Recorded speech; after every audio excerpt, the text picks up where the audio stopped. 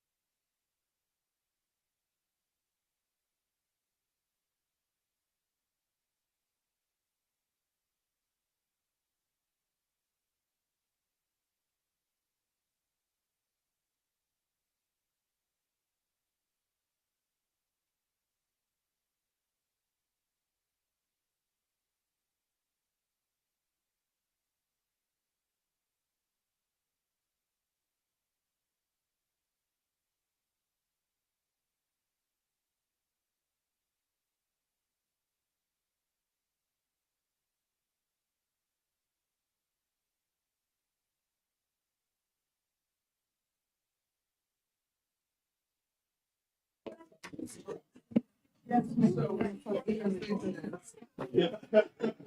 She's not gonna get it.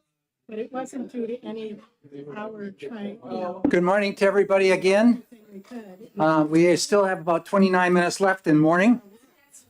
And so we're going to try to start with the execing right here and hopefully get 4 bills done before we have lunch. So the first bill which we have on the docket is Senate Bill 375, relative to biological sex and student athletics. And I'm going to hand the gavel off to the Vice Chair, Representative Petternill, and she's going to take over on this particular bill. Open the executive session on House Bill 375, and I call on Chairman Ladd for the motion. Yes, I'd like to make the motion of interim study on Senate Bill 375. I'll second that. Okay, any comments from the maker of the motion? Do you have all that down? Okay. Yes, we have already passed previously a bill that deals with athletics, both in the secondary levels. This bill also extends it to the college collegiate level, which we did not support when we passed our initial bill. And also there are other components of this which have some issue. I'm going to let others speak to that. So that's all I have to say on this one. Representative Luna? Thank you very much, Madam Chair. Yeah, we think 375 doesn't have any place, doesn't have any business in New Hampshire, and discriminates not only against a protected classification, but really, also violates not only, aspects of Title IX, but fair play, and frankly, what we heard from almost 40 people yesterday, that, hey, these kids just want to play and be part of the team. So thank you. Okay, any other comments from the rest of the committee? And yes, Representative Belcher? Thank you, Madam Chair. I'll just speak quickly because I will be supporting the IES motion. My logic is slightly different. I don't mind the idea of telling colleges and universities what we need to be doing on this, but my hang up here is that in this bill, there is an exception that allows young women to participate on boys' teams. I believe that's somewhat inconsistent with the goal of preventing injury, despite the fact that the women are making the decision to. We're talking about young girls who are not adults, who do not have a full measure of agency. I don't think that's a decision they should be making. And I also think boys' sports deserve to be protected, because I think any well-brought-up young man who is conscientious probably would not go 100% against a female, as I probably would not have. And I think they deserve that opportunity as well. Thank you. Thank you. Any other comments? Not seeing none, will the clerk please call the roll? Vice Chairman Petternill, Yes. Representative Lekis, No. Representative Belcher, Yes. Representative Dry, Yes. Representative McDonald, Yes. Representative Noble, Yes. Representative Aber, Yes. Representative Cortiello, yes. Representative Terry, Yes. Representative Luno, Yes. Representative Cornell, Yes. Representative Tanner, Yes. Representative Horgan, Yes. Representative Woodcock, Yes. Representative Hall, Yes. Representative Balboni, Yes. Representative Cascadden, Yes. Representative Damon, Yes. Representative Heath, Yes. Chairman Ladd, Yes. 19 yeas, 1 nay. Ask if there's any problem with consent. 19-1, any problems with consent? That's good. Okay. And we close. Thank you. Okay. Yeah. We don't have to take it. Which was the second? Do we have this one back yet? Yes. Okay, the next bill which we're going to have is Senate Bill 379. That's, if we turn to it.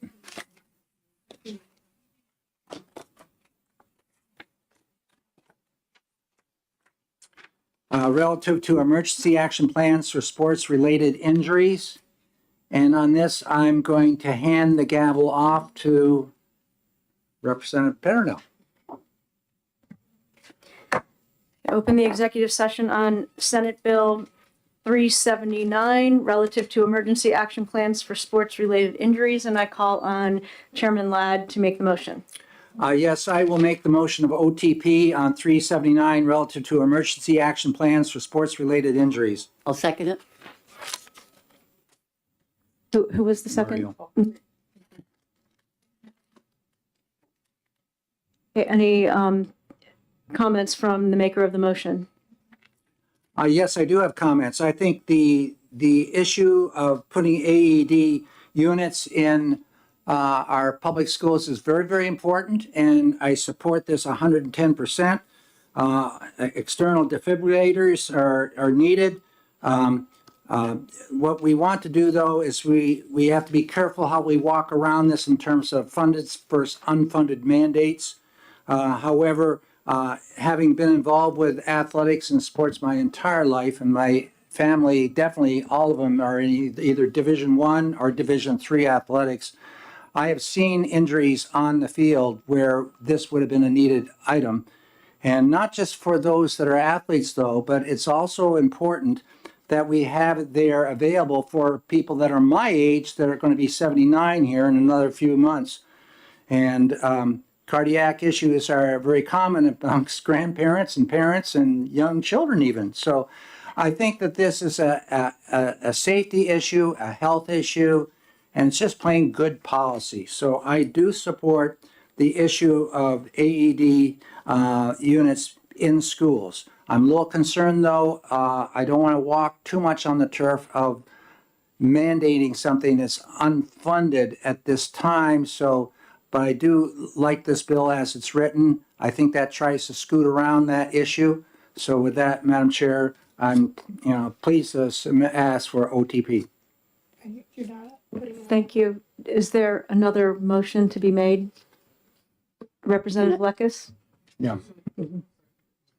Go ahead but then, yes, I will want to put in another motion. Yeah. Well, on the second comment, I was just going to add, that was great, Representative, Mr. Chair. Bottom line, saving lives, I think with having Piper Moran here as a living example of why it's important and at all age levels. Yeah, so I'm all in. Yes. I call on Representative Lekis for another motion.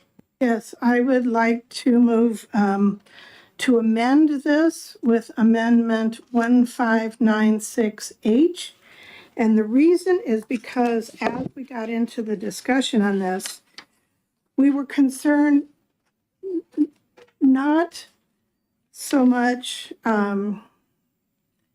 initially, we weren't concerned about it being an unfunded mandate because it says if the school, but the problem comes in, it's a safety issue.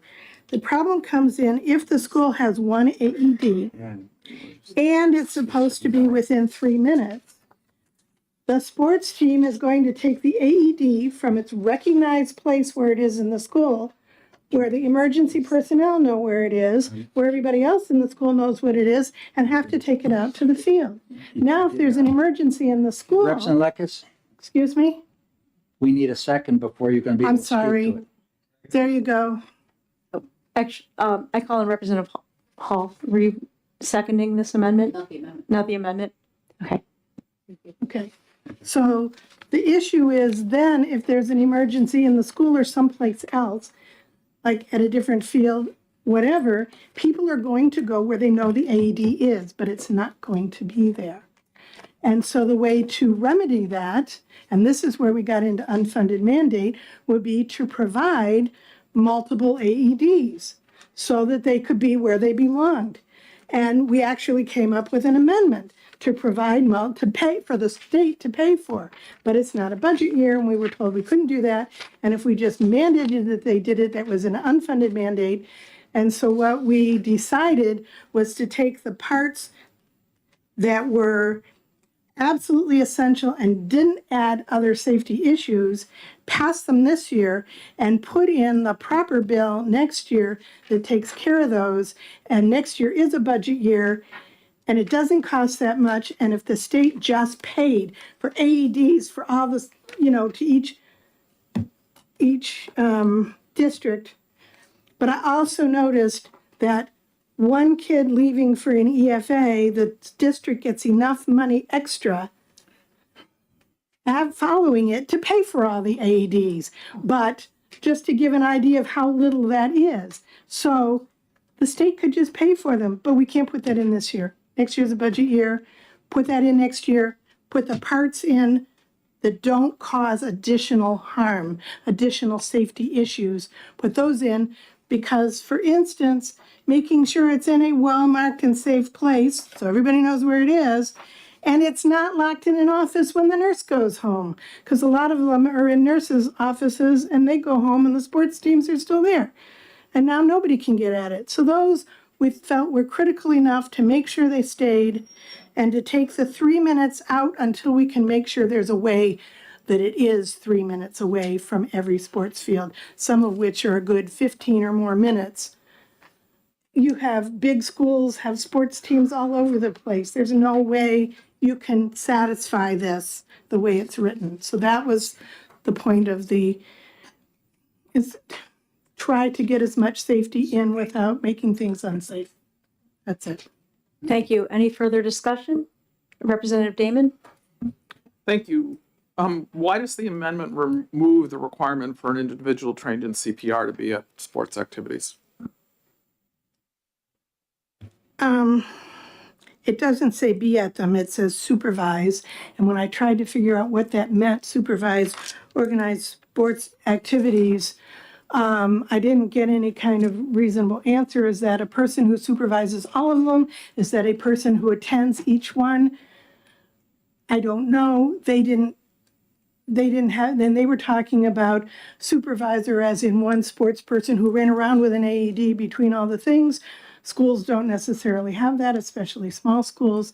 And it's a good idea for schools to certify as many people as possible, but we don't have to make it. But this way of writing it in the law didn't make it clear or make sense. Personally, I think a whole lot of people at the school should be certified in CPR, and I think every sports team should have at least one person in attendance. Doesn't have to be supervising, just in attendance. But that's, like I said, that's part of the proper bill that needs to be written to get that right. Thank you very much. Representative Dry? Thank you. I think I can answer your question. There's a reason that AEDs can be left in lobbies of hotels and supermarkets. It's because you turn it on and you do what it says. It's meant to be easy to use.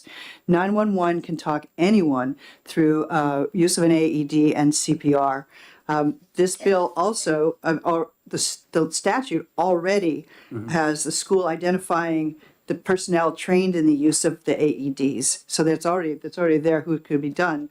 But I'm going to just say that there's a move across the state to make sure that staff and even students who are of appropriate age, like about 8th grade or so, are trained. In our area, everybody, the staff of all the schools and all the 8th graders know how to use an AED and do CPR.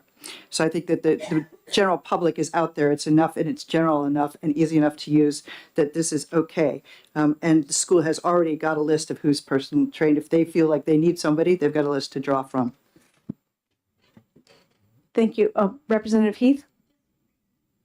Thank you, Madam Chair. Just a quick question. This does not in any way alter the need for the plan.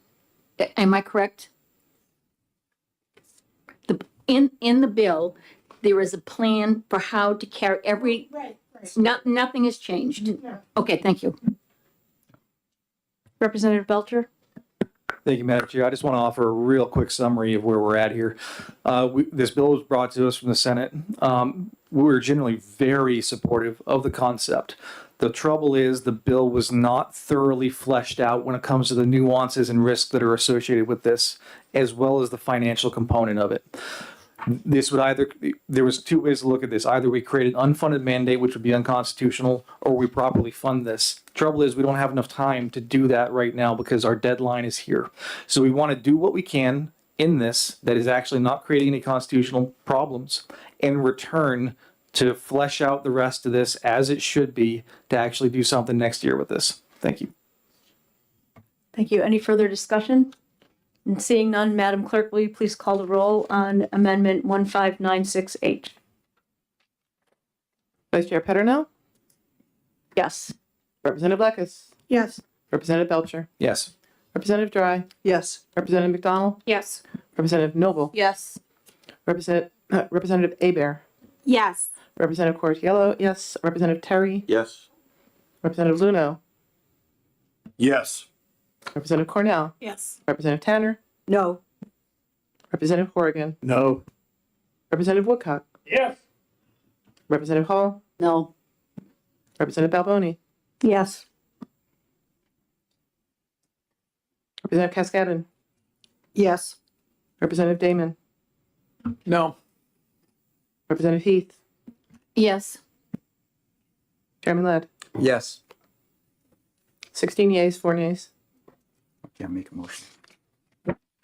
You I call on Chairman Ladd to make a motion. Yes, I'd like to move 379 as ought to pass with Amendment 1596. I'll second that. Oh, who was the fourth? That motion is seconded by Representative Hall. Any further discussion? Yeah, I'll just make a quick note that I think, as was asked by Representative Damon, training's absolutely necessary, and that's addressed in the bill, but I also think what Representative Dry said is absolutely correct. You can turn the button on and you got it talking to you. That's probably more pertinent than the other, but the AEDs, we need these, and this bill is a good bill for everyone. So I would recommend that we support this as much as we can. Thank you. Any further discussion? Not seeing any. Madam Clerk, will you please call the roll? Vice Chair Petronel, Yes. Representative Blackus, Yes. Representative Belcher, Yes. Representative Dry, Yes. Representative McDonald, Yes. Representative Noble, Yes. Representative Aber, Yes. Representative Cortiello, yes. Representative Terry, Yes. Representative Luno, Yes. Representative Cornell, Yes. Representative Tanner, Yes. Representative Horrigan, Yes. Representative Woodcock, Yes. Representative Hall, Yes. Representative Balboni, Yes. Representative Cascadden, Yes. Representative Damon, Yes. Representative Heath, Yes. Chairman Ladd. Yes. 20 yeas, 0 nays. Thank you. Any objections to consent? Not seeing any. Can I change my mind about consent on that? No.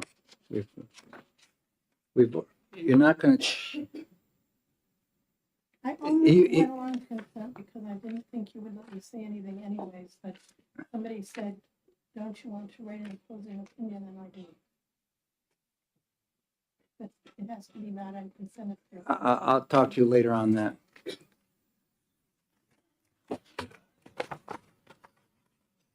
Next bill we want to address is 217, Senate Bill 217. This is establishing a rural and underserved area educator incentive program for higher education and making an appropriation therefore. And I'd like to recognize Representative Petronel for a motion. Thank you, Chairman Ladd. I move ought to pass on 217.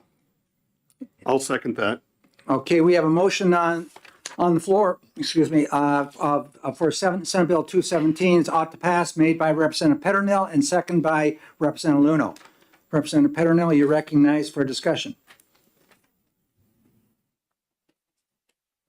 Did we have the new amendment back on this yet? We were waiting on an amendment on that. Do we have the new one back yet? We don't have that? And I think we're still waiting on it.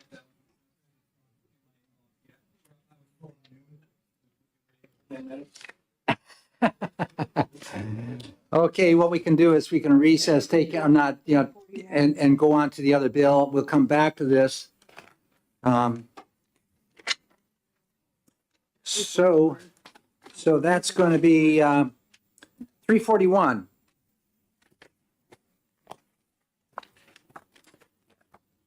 And yeah. Yeah.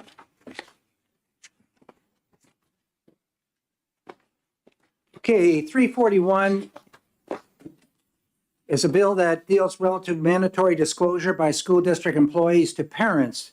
And I recognize Representative Belcher for A motion, please. Thank you, Mr. Chair. I would move ought to pass. Second.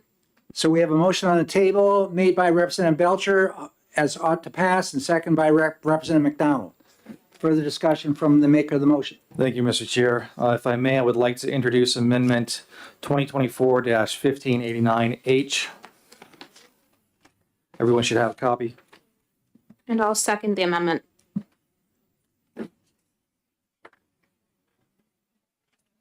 Okay. You said 1593H? 1589H. 89. It's a short one. Okay, got it. Okay, we have a motion on the table made by Representative Belcher, second by Representative McDonald. The motion is to OTP the amendment 1589H. Representative Belcher, do you want to speak to your? Yes, thank you, Mr. Motion. Chair. In the original bill, I had one concern of some magnitude when it came to the standard that was being used as far as the good faith judgment of a credentialed person, because that is a atypical judicial standard for any sort of adjudication. I don't know how that would be adjudicated. It would be very complicated, I imagine. So I would insert instead the very common judicial standard of the reasonable person standard. Just a very minor change that I think brings this more in line with precedent. Thank you. Further discussion from the second? No. Further discussion from the floor or from the committee? Not seeing any? Madam Clerk? Representative Luno. Yeah, thanks very much. Honestly, there's nothing any amendment, certainly not this amendment, can do to make this, to fix this bill. So it certainly doesn't change my position on the bill. Thank you. Any further discussion? Madam Clerk, would you please call the roll on the amendment? Vice Chair Petronell. 1589H. Go ahead. Vice Chair Petronell. Yes. Representative Blackus. Yep. Representative Belcher. Yes. Representative Dry. Yes. Representative McDonald. Yes. Representative Noble. Yes. Representative Abear. Yes. Representative Cortiello, yes. Representative Terry. Yes. Representative Luno. No, Representative Cornell. No. Representative Tanner. No.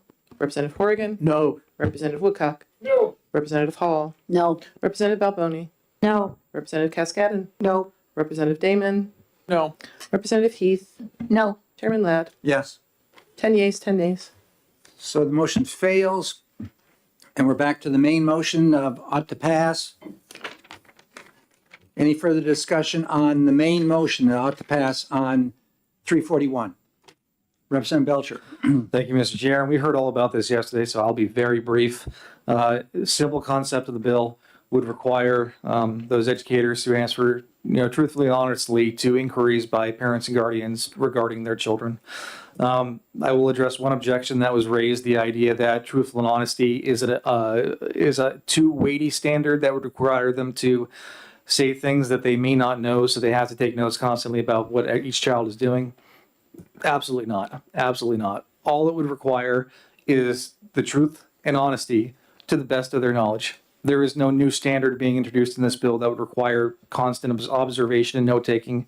It's just to the best of your knowledge, answer truthfully and honestly about a child to their parent. Thank you. Further discussion, Representative McDonald. Thank you, Mr. Chair. As stated by the prime sponsor of the bill yesterday, this legislation only addresses the education process, and it, as amended, ensures student safety. Moreover, the bill recognizes the role of educators as mandatory reporters and the fundamental rights of parents to guide the upbringing of their minor children. In addition, Because of the concerns that were addressed yesterday, I'd like to underscore that nothing within this bill even mentions any particular community, never mind targets any particular community. And for that reason, I believe there's been a substantial misunderstanding during yesterday's discussion. However, with respect to New Hampshire's LGBTQ+ students, this bill ensures that more adults are aware so they can be compassionate with much needed love and support. And New Hampshire is fortunate to be home to both excellent teachers and excellent parents, and a number of individuals from both groups were present yesterday. And it's paramount that members of both groups collaborate to ensure that the best possible opportunities for all students, including transgender students. And finally, having difficult discussions fosters greater understanding, which can only occur with a commitment to honesty and to integrity. And for these reasons, I support the bill. Thank you. Thank you very much. Is there any further discussion? Yes, Representative Luno. So thank you very much, Mr. Chair. So yesterday, during the hearing, and if I've got my, if I took accurate notes and got my count correct, only 6 people, including the prime sponsor, spoke in support of the bill. 34 people spoke opposed to the bill. And of the people that spoke for, they did not identify as well. Actually, the prime sponsor did identify himself as a parent. The others, one other identified as a parent. But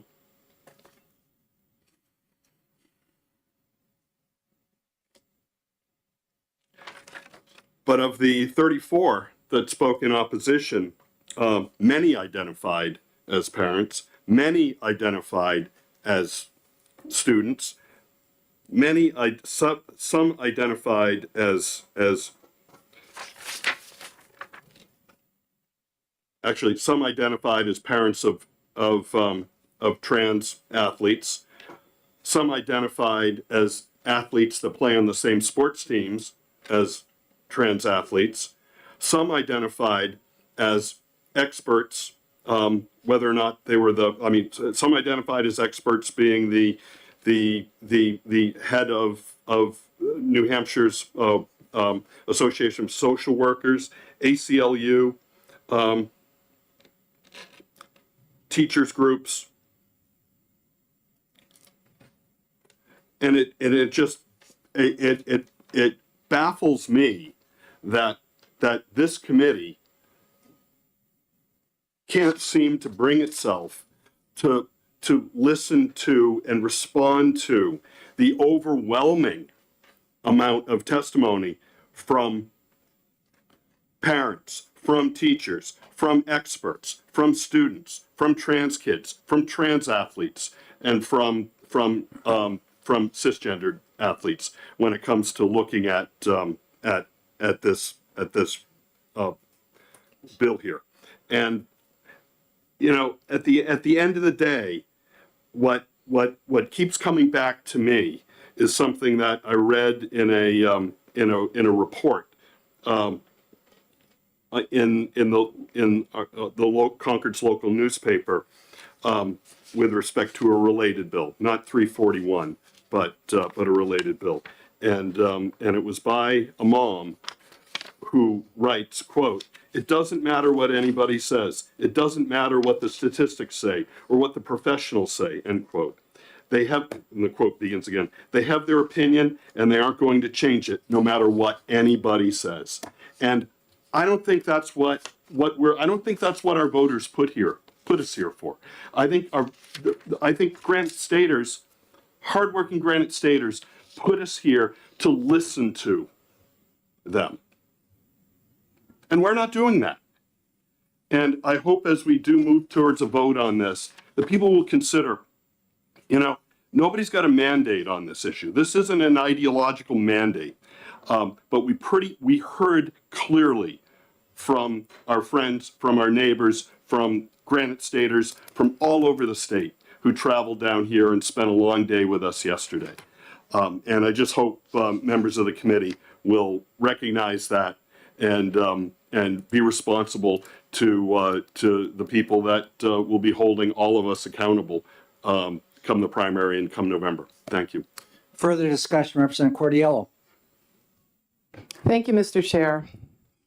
I don't care if 100 people came in yesterday to oppose this bill and one supported it. It basically says you shall not lie. And therefore, that is why it should be supported. Representative Woodcock. Thank you, Mr. Chair. I have spent over 30 years in public education as a teacher, as an administrator, as a coach. In all those times in leadership, my one piece to every teacher came in the door is students first. Students first. And this bill puts students second. Thank you. Representative Hall. Thank you. You shall not lie, I just heard. I was an educator for 40 years. Thousands parent conferences, IEP meetings with parents, with other teachers. Not once can I say that I heard lies at those meetings. Not once. In this job, in my last 3 years, I've heard lies. So let's be clear. Teachers, this whole thing that teachers are lying all the time is ridiculous. It's an insulting. Thank you. Representative Lekes.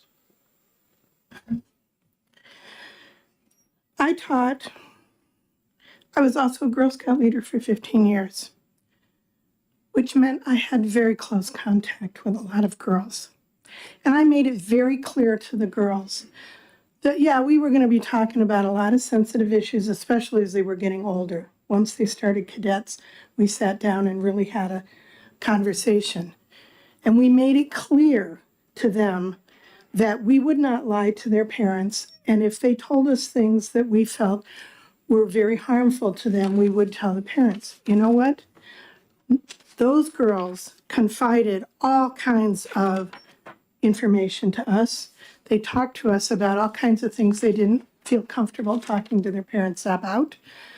They called me mom, and all the parents were fine with that because they were happy to have that one trusted adult. That was me for a lot of years.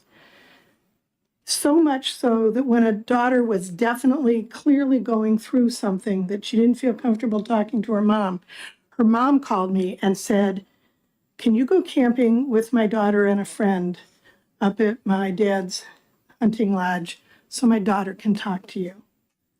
And we had, and it was very personal stuff she was going with.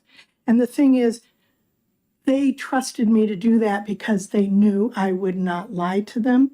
And the kids knew what the boundaries were and knew that I would not lie. And yet they still felt very comfortable talking to me. And I don't think we should be telling teachers that they're to lie to students. I think that breaks the trust from lies to parents, which at least one school district actually has on its website. And I think it's very harmful, and I think it's also teaching children that lying is okay, because if, oh yeah, I'm going to tell the truth, except for this, then this, it's okay to lie in this case, but not in that case. I was very clear, I was not going to lie. And I think it was very important, and I think I was able to have those conversations with those kids that otherwise they would not have been able to have an adult to talk to if I had not firmly stood by, I will not lie. And if there is something that I think is really harmful to you, I will pass it on to your parents. Further discussion. Representative Damon. Thank you, Mr. Chair. This is clearly a very emotional and concerning proposed piece of legislation, no matter which perspective you have.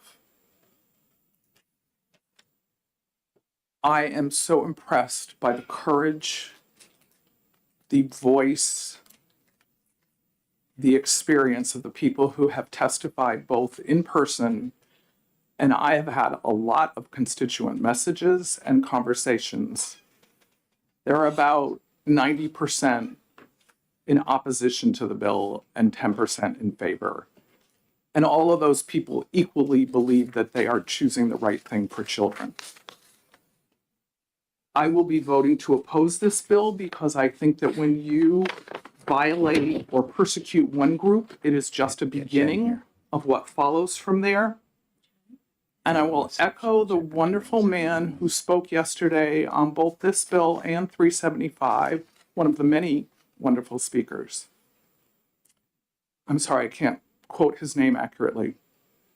He said he was 76 years old and he had been homophobic until his daughter came out to him when he was 44. And I spoke with him during the break to learn a little more about his experience. And he said his whole family knew that his daughter was gay and protected her and him from knowing because they felt his reaction would be harmful to her. And eventually she got to the place where she said to him, "Dad, I want you to love me for who I am, not for who you think I am." And he spent several years in therapy, and now he is an advocate for the rights of all people. And he was also the gentleman who at the end of his remarks said, "And I am a Vietnam veteran, and I fought for everyone's freedoms." That's what we need to do in opposing this bill. This is for everyone's freedoms. Further discussion from committee members, Representative Cornell and then Representative Balboni. Thank you. I just think this is a very vague bill and will be difficult to enforce. In fact, if anything is, determined, that when a parent writes to a credentialed, not a non-credentialed employee, but just credentialed, so what would determine complete and honest? And so I went back and I read the testimony from the Senate hearing, and Diana Fenton from the Department of Education said that the complete and honest standard was unclear, seemed subjective, and would be difficult to enforce.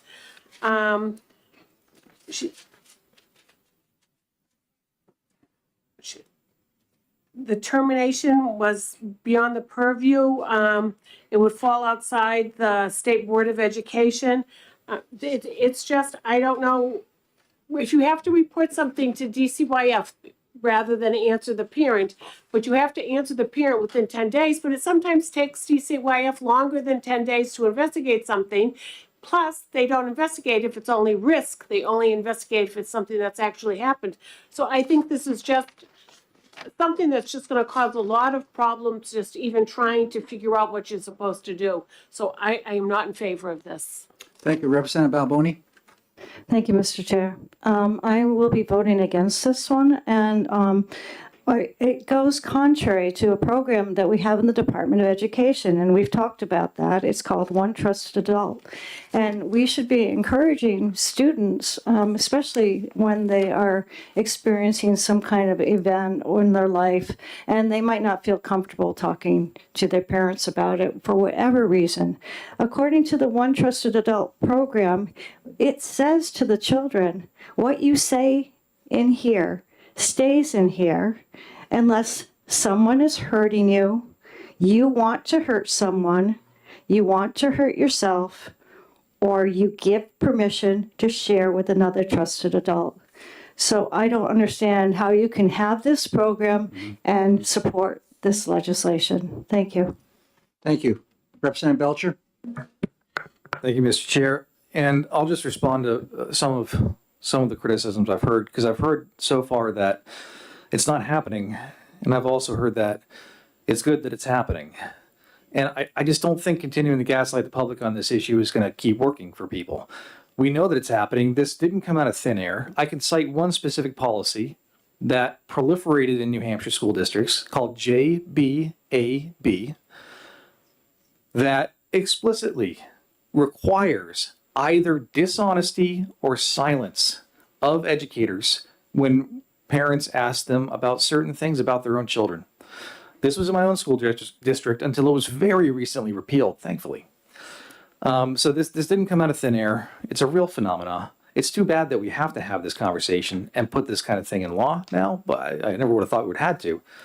But we do. We have to protect the lawful right of parents to direct the upbringing of their children. And as far as this idea that there is some sort of confidentiality enshrined in law between a child and a teacher, that's utter nonsense. Utterly nonsense. Even when it comes to the healthcare providers of minors, there is not a confidentiality when parents are involved, because they're the parents. Children are not mere creatures of the state. Children belong to their families, their parents. There is not a presumption of guilt on these parents until proven otherwise. There is a presumption of innocence. They are innocent unless we can prove that they have committed a crime. Only then can they be stripped of their parental rights. Thank you. Thank you very much. Is there any, yes, Representative Tanner? Thank you. I'd just like to say ditto to what a lot of my colleagues have said today, particularly that this is insulting to teachers, and that there is the policy that Representative Belcher mentioned. He had a little difficulty finding it when I asked him about it because it has been rescinded at this particular time. It's no longer in effect.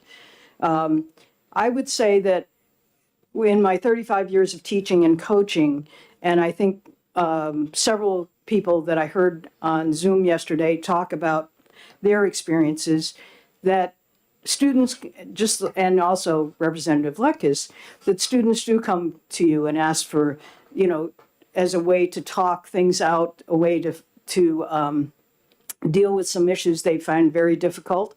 And as you talk to them, you're talking to them about, speaking to their parents, which a lot of people talked about yesterday too, that it was the initial contact and that they talked the student through it. Silence sometimes is the best thing to say. Like if someone says, does this dress make me look fat?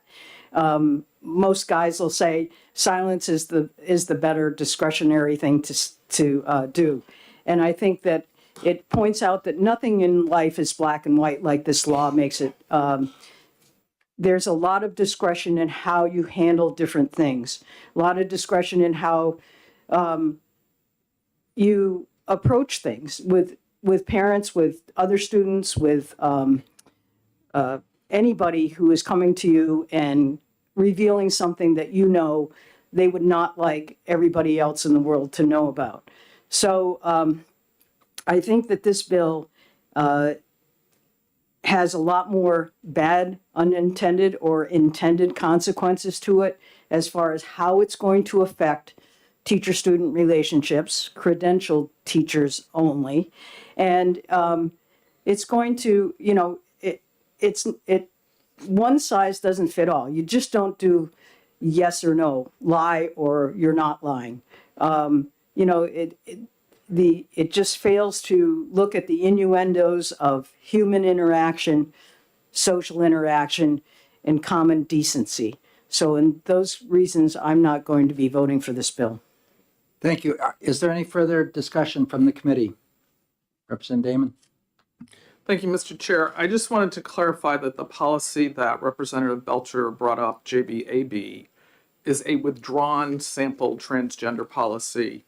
It was withdrawn 2 years ago because of misinterpretation. The policy was intended to say that schools could not tell a student's status to other parents, not that student's parents, but that they could not tell it to other parents. We live in small communities, word travels. The policy was determined to be confusing or easily misinterpreted. It was withdrawn. It doesn't exist. Representative Dry? Except that I'm looking at mine from Plainfield School right now. That and the sign up to change your name and your gender is still on here, and it just says you will not disclose it to anyone, including parents, unless you have the permission of the person. Further discussion from the committee? We have a motion on the floor made by Representative Belcher, second by Representative McDonald. The motion is OTP on SB 341. Madam Clerk, would you please call the roll? Vice Chair Peternil, Yes. Representative Lekis, Yes. Representative Belcher, Yes. Representative Dry, Yes. Representative McDonald, Yes. Representative Noble, Yes. Representative Aber, Yes. Representative Coratiello, yes. Representative Terry, Yes. Representative Luno, No. Representative Cornell, No. Representative Tanner, No. Representative Horrigan, No. Representative Woodcock, No. Representative Hall, No. Representative Balboni, No. Representative Cascadden, No. Representative Damon, No. Representative Heath, No. Chairman Ladd. Yes. 10 yeas, 10 nays. Okay, is there a subsequent motion? I move ITL. And second by Representative Tanner. So we have a motion on the floor, ITL made by Representative Damon and second by Representative Tanner. Any further discussion? I think we all know what we think. Okay, from the second, same. From the committee? Madam Clerk, when you're ready, we're ready. The motion is ITL on SB 341, made by Representative Damon, second by Representative Tanner. Vice Chair Peternell, No. Representative Blackus? No. Representative Belcher? No. Representative Dry? No. Representative McDonald? No. Representative Noble? No. Representative Aber? No. Representative Cortiello? No. Representative Terry? No. Representative Luna? Yes. Representative Cornell? Yes. Representative Tanner? Yes. Representative Horrigan? No. Yeah. Yes. Yes on the ITL, so. Okay. Representative Woodcock? Yes. Representative Hall? Yes. Representative Alboni? Yes. Representative Cascadden? Yes. Representative Damon? Yes. Representative Heath? Yes. Chairman Ladd? No. 10 yeas, 10 nays. Okay, Representative Damon, you're going to write the one report, and I'm sure Representative Belcher the other report. Okay, we're still waiting on Senate Bill 217 has the amendment. Jen, has that shown up yet? Okay.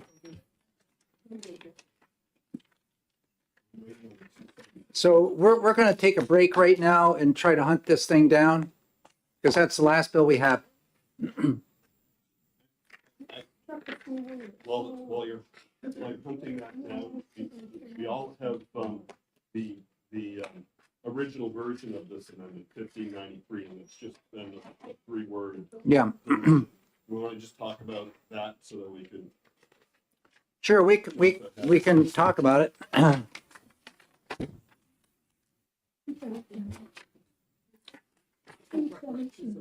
Okay, 1593 is the bill which we're looking at, folks.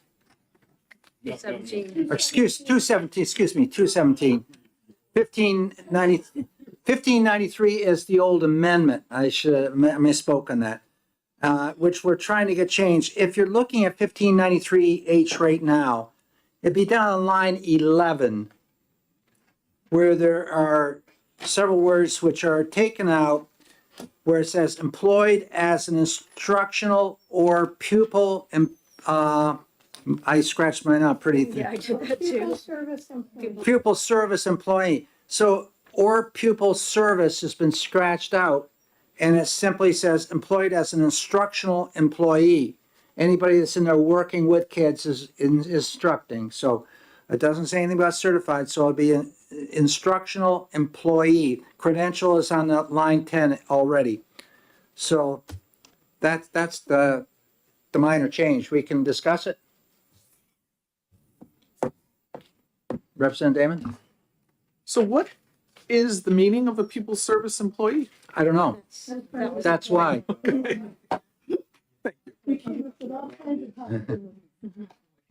Yeah. It would have to be a credentialed individual, as on the line above. You do have certain paras that have credentials. And so that individual would also come up, but they also are in instructional nature. Does it, what about like language pathologists or school psychologists or guidance counselors or? I consider them all part of instruction. You know, I used to have a psychologist in school, and that psychologist had kids in his office for teaching them and working with them. And the same thing with the physical therapists or the speech pathologists. Oftentimes, well, that is instruction. They're in there meshing up. Oftentimes, the speech therapist is using the same material that the teacher in the classroom may use to help with certain sounds, articulation. They are credentialed. They are credentialed employees. In fact, to get certification as a speech pathologist, you have to have your master's plus your C's, which is a very difficult ASHA test. But I mean, usually when we've been using the word credentialed, we've been referencing the Department of Education credentialing for instruction. And so I'm wondering if we're eliminating a lot of people by this. I don't know. I don't believe we are, but Representative Belcher? Thank you, Mr. Chair. I just want to let you know I have received the amendment. I've just forwarded it to HCS for printing. We should have it momentarily. I'll go get it. But just to comment on what, yep, it is 1602H. Yep. So what this does, obviously, just take a quick look. We've changed the program to a grant program. We want to make it available to all teachers who might be able to receive this based on retention, including those who may not have outstanding student loans. And we wanted to really make clear that this program is aimed at educators, credential educators who were there teaching students. And I think anyone that we would want to actually do that with, to retain them, the people we have a shortage of, would reasonably fall under the instructional employee phraseology. I don't think it actually hurts anything to remove pupil service employee.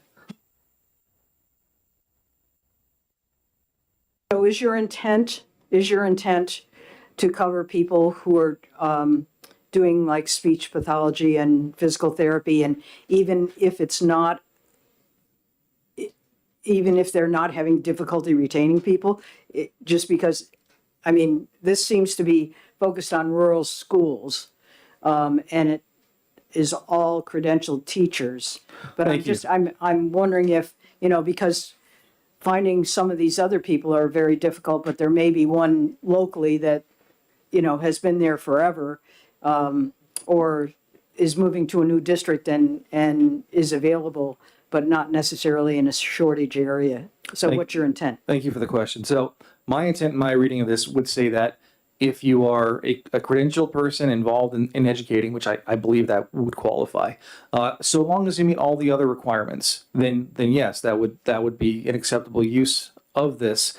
However, bear in mind that things that I did not amend that are same from the original part of this bill include a number of other qualifications, including, I believe, something about identifying a shortage field to be a part of this program. Am I not accurate about that being critical educator shortages? I believe is rural critical educator shortages.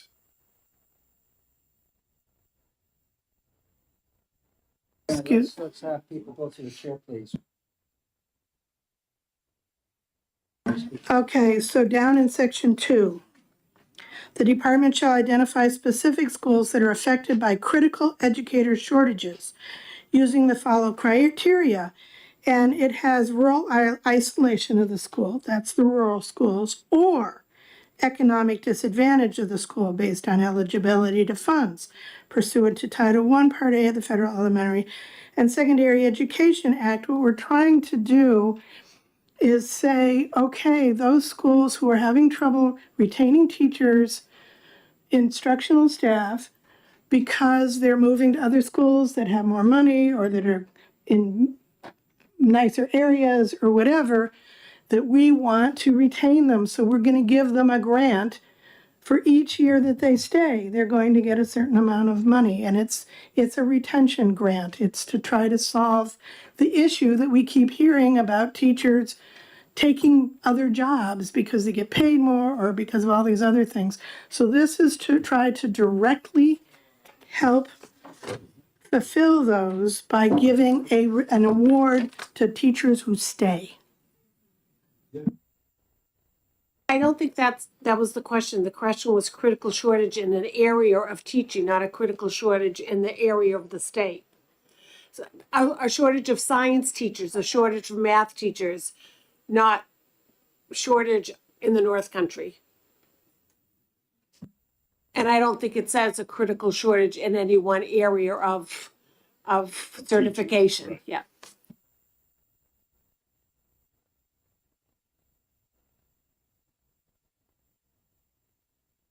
So, Mr. Chair, just to be clear, maybe we misunderstood Representative Belcher's remarks with respect to critical shortage area.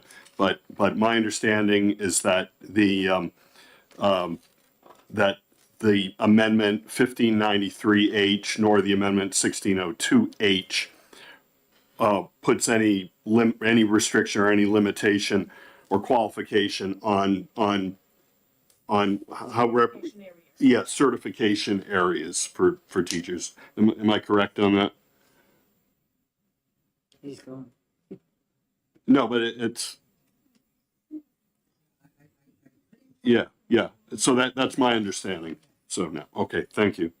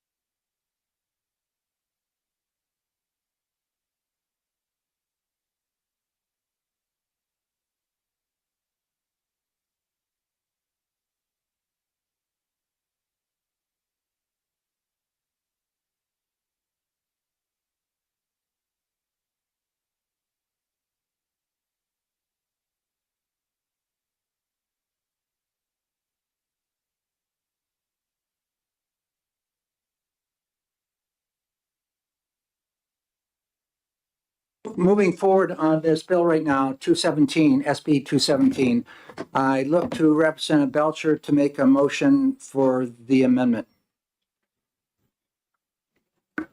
Thank you, Mr. Chair. I would like to move on amendment 2024 You're there, 16. 1602H. There it is. Okay, is there a second? Okay. Okay, Representative Luno seconds the motion. The motion now is on the amendment, and that amendment is 1602H for 217, SB 217, made by Representative Belcher and second by Representative Luno. Do you care to speak to your motion, Representative Belcher? Thank you, Mr. Chair. I'll keep it brief. In summary, we had a committee looking at teacher retention come forward with some recommendations. The original bill was in line with that. However, what we've done is we've changed some significant things in this while keeping the spirit of the bill.